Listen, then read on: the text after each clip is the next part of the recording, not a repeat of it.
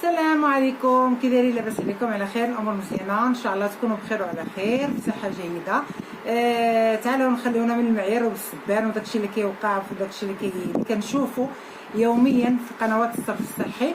النصائح اللي كنبغي نوجهها كنقول هذوك ديال الصرف الصحي، دوك قنوات الصرف الصحي اولاد سيدي خير اللي كيدخل ويبقى يقول لك شوف الاولاد وشوف البلاد وشوف النظافه وشوف الشوارع وشوف داكشي. كنقول البلاد عندنا حتى حنايا راه فيها داكشي، شوفوا بلادنا، صلحوا من بلادنا.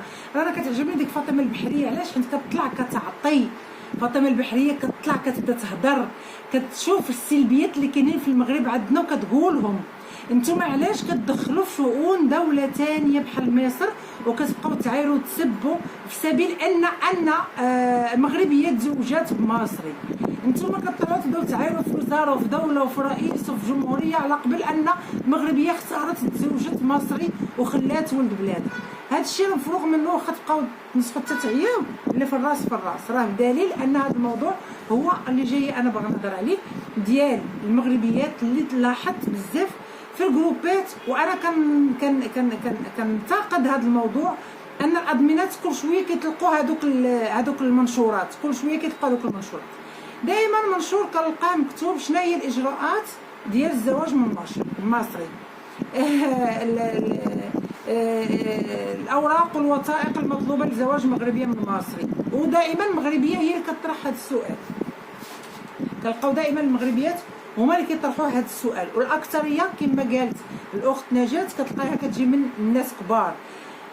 نجاة مامو بزاف هضرات على هذا الموضوع ونصحت البنات وقالت لهم البنات خليوكم في ديوركم، البنات ما تحاولوا شيء تجيو، البنات ما ديروا شيء، البنات كاين مشاكل، البنات. عرفتوا شحال من مغربيه توفات ورجعت في الصندوق؟ انا ما غنهضرش هذا الموضوع لانني كل ما اتذكر الاخت حسنه ديال اكادير كان مرض نفسيا. علاش؟ لان هذيك انا عاشرت الايام ديالها وعاشرت المشاكل ديالها وعاشرت الحياه ديالها وعاشرت بزاف ديال الحوايج. لقيت بان بحال كانت واحد الانسانه وطارت مشات مسكينه. المهم السفاره المغربيه في مصر كتقول لك الا كان مطلق او ارمل او ما عمرو تزوج عزري، هذاك تقدر تعطيك الموافقه ليه بسبب واحد، الا كنتي نتيا مقيمه في مصر، ماشي تكوني باقا جايه جديده وباقا يلاه دايره سيمانه في مصر انا جايه باش غنتزوج. السفاره المغربيه ما غتعطي شيء الموافقه، لان ما غاداش تعطي الموافقه لان كنتي جايه معرفه عليه عن طريق التعارف، عن طريق جروب للزواج، عن طريق اللي هما اللي كيتاجروا اللي كتجيبك باش السماسره اللي انا اتهمت في يوم من الايام بانني انا حتى سمسره وكنجيب الناس كنجوجهم. الحمد لله رب العالمين ما عندهمش دليل، ما بقاوش دليل، بقاو كيتخبطوا. دابا راه تحولوا لجهه اخرى، ما علينا. السفاره كتقول لك تعالي تكون عندك الاقامه ديالك ساريه ومن بعد نعطيك الموافقه، ولكن الموافقه تعطيها لك بعد ما غادي تسول عليه بانه ما عندوش شي امور سياسيه، ما عندوش مشاكل، ما مشدودش قبال، يكون السي في ديالو نقي ويكون الدوسي ديالو في الحكومه نقي وما يكونش متبوع من الطرف الداخليه وما يكونش عنده شي سوابق او مسجون قبل او عنده اي امور. السفاره راها غادا ترفض ورقه واحده ناقصه، واللي غادي يكون مكتوب في البطاقه هو اللي غادي يكون مكتوب في الورقه اللي غادي يقدم. شهاده العزوبيه بانه عازب خصك يقدمها في الورقه في البطاقه يكون بانه عازب، ويقدم شهاده ما يدلي بانه عازب. ما علينا. بالنسبه للاخت اللي داخله وكتسول وكتقول الاجراءات انا جايه لمصر باش نتزوج، للاسف بزاف ديال البنات عاناو، وقليل اللي غنقول كيعانيو، وبزاف عايشين حياه زوينه وقليل اللي عايشين حياه زوينه. راه نفس النسبه. يعني اللي كتقولي انا يا جايه لمصر باش نتزوج ونوض انا بحالي انا نصحك نقول لك اختي بلا ما تجي راه فهمتي راه غتعذبي وغادا تقولي ما كنتي مزوجه ما كنتي ما معذباش وما كنتي ما كتعانيش وما كل واحد وفاش كيطيح. انا طحت في ولد الناس كيخاف عليا، ما طامع شي فيا. الحمد لله انايا بخدمتي وبصنعتي وخدمتي مخلياها لبنتي، مخلياها لحياتي، مخليها ليا، ما كيطمعش ليا في الريال ديالي.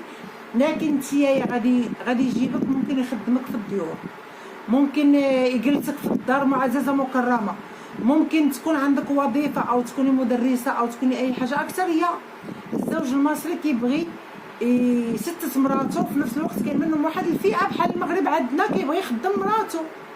في المغرب عندنا الزوج المغربي كيخرج مراته تبيع المسمن والبغرير، حيت طلعت واحد الفئه ديال ولاد سيدي خلخل قال لك المغربيات في مصر كيبيعوا المسمن والبغرير. اللهم تبيع المسمن والبغرير، المهم ما قالش لك بانها راقصه او بانها مطربه او بانها قافله. سليم، نديروا علامه استفهام على المغربي. ملي كنوض مراتو الصباح تعجن الخبز ويقول لها نوضي سيدي بيعي وشري وديري وجيبي وتعالي، انا سمع لكم هذاك ابو الجن، مالكم ما هضرتوش مع ابو الجن، سمع لكم ابو مانطا، حين شاد المانطا ومخلي مراتو خارجه كتخدم او اختو خارجه كتخدم او ما علينا. المصري ملي مراتو كيكون عندها واحد المهنه او كتكون في ايديها شي حاجه، يعني وحده كتقول لك نعرف نطيب مسمن، كنقول لها اختي ديري المسمن وبيعي لي عافاك، راه عزيز عليا انا كناعمه ما كنعرفش ندير مسمن، هذه انا الحاجه معترفه بها. ندير لك السفه، نطيب لك الدجاج العراتات، طيب راه كاين العجينه ما كنقدرش على العجينه، ما كنقدرش انا نجلس نقرص وندير، ما عنديش خلق. ندير الكيك ما نديرش الحلاوي، يعني معلمه لهم، ولكن ما عندي شي خلق باش ندير داكشي.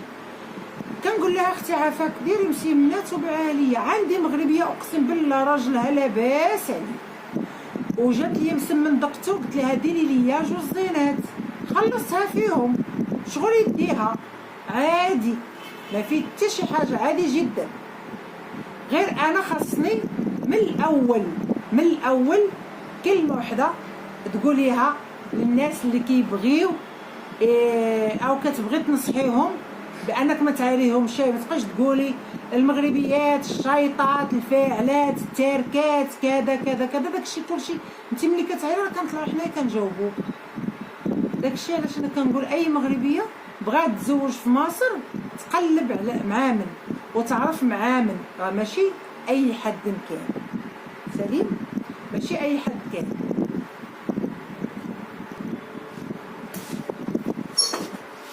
يعني انا مثلا عندي صنعه كنخدمها كنديرها، عندي حاجه نفيد بها الناس نقولها، عندي ناس نصحهم، لكن ما نعايرش، حيت ملي كتعاير كتقلل من نفسك بانك انت قليل التربيه وقليل الاحترام.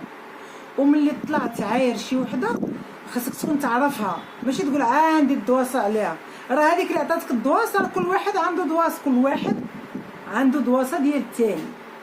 الحمد لله رب العالمين ما عندنا دواسه، ما خدامين في الفساد، ما كنساعدوا على الفساد، راضيين بقضاء الله وغربتنا، وحنا متغربين. متغربين علاش؟ لان طبعا الحمد لله وحده بحال هنايا كانت امها العائله هنايا ما كتعتبرش الغربه، لان العائله كلها ديالي هنايا. كاينين بعض الوحدات اللي كتكون صغيره وقطعات بحور، هذه هي اللي انا كنهضر عليها. كيفاش قطعتي بحور وكيفاش قطعتي وديان وركبتي الطياره وسافرتي؟ انا جريئه جدا، لكن ماشي لهذه الدرجه بانني نقدر نسافر بوحدي. حتى انا اللي بغيت نسافر سافرت مع الوالده ديالي وما كنت خايفه وجايه ورغم معايا الوالدين يعني جابوني، يعني مع ذلك حيت انا كنت راه كاين بعض الناس اللي كيقول لك هي جابت عائلتها، لا انا راه العائله اللي جابوني، انا راه سبقوني خوتي كلهم هنا، كانوا كنت عند جده الله يرحمها والوالدين جابوا خوتي الاول، وانا الصغيره لا كنت صغيره بقات حتى دفنت الوالده ديالي الحمد لله رب العالمين. الوالد ديالي تدفن في المغرب. قبل ما ديري واحد الخطوه حطي في راسك بان اشنو هو غادي يكون للقدام. غتقولي الموت غدا، لا الموت راه ماشي غدا، الموت راه واحد دقيقه جزء من الثانيه، الموت راه حتى حد ما عارف راسو امتى غادي يموت. فهمتوا؟ سبحانك يا الله، الموت ربي اللي كيعلم بها، ما تقوليش من هنا لغدا يحلها الف حلال وما عرفنا شنو غادي يوقع وما عرفنا. سبحان الله العظيم، راه كل وحده عندها قدره انها تكون لاله ومولاتي، كل وحده عندها قدره انها تكون ديال راسها وتقدر تهز راسها، وماشي تقولي انا مغربيه قويه نقدر نسافر نقدر نمشي نقدر ندير نقدر نعمل، وفي الاخر تلقاي راسك والو ما قادره ديري حتى شي حاجه، لا كيعطيك تسافري ولا كيعطيك تشوفي اهلك ولا ولا ولا ولا. الاوراق المطلوبه عن طريق السفارات، تمشي للسفاره المغربيه وتسولي تشوفي شنو هي الاوراق، لكن لازم تكوني مقيمه في مصر. تجي جديده السفاره ما غاتعطيكش الموافقه، هذه موضوع سالينا منه. اللي كينصحوا ينصحوا بلا ما يسبوا. الزبل في كل بلاد، شوف بلادك، نظف بلادك الاول، قوم ببلادك. ان شاء الله قريبا غتلقاو القناه ديال زوجي غادي يطلع يجاوب شي وحدين دخلوا كيسبوا فيا في الخاص مغاربه، غادي يطلع القناه ديالو، هو قرر يدير قناه باش غادي يطلع يجاوب هادوك اللي كيسبوا المغربيات اللي متزوجين بالمصريين، وهذه هي المفاجاه. بوم، يلا كنبوس عليكم، باي.